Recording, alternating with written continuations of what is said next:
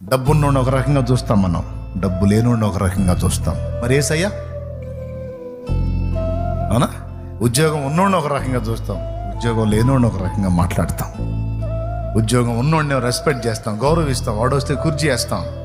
ఉద్యోగం లేనోడు వస్తే వాడా ఏదంట కుర్చీ వేసేదా, వాడి కుర్చీ ఎందుకు ఎదురా అంటే ఉద్యోగం వస్తే డబ్బు సంపాదిస్తే నువ్వు విలువిస్తావు, లేకపోతే ఇవ్వవా. అంటే నువ్వు ప్రేమిస్తుంది నా నుండి వచ్చే డబ్బుని కానీ నన్ను కాదు. అంత దిక్కుమాలిన ప్రేమ అన్నమాట నీ ప్రేమ. హోదాను చూసి, తమ్ముడో ఓ వింటున్నావా, స్తోత్రం చెప్పు. హోదాను చూసి, డబ్బును చూసి, తెలివితేటలు చూసి ఒకడిని గౌరవించటం. తెలివితేటలు లేని స్త్రీనైనా పురుషునైనా, ఏ తిక్కలదానా, ఏ రా, ఏ తిక్కలోడా, ఏ రా, ఏ తిక్కలదానా పో, ఏ తిక్కలోడా పో.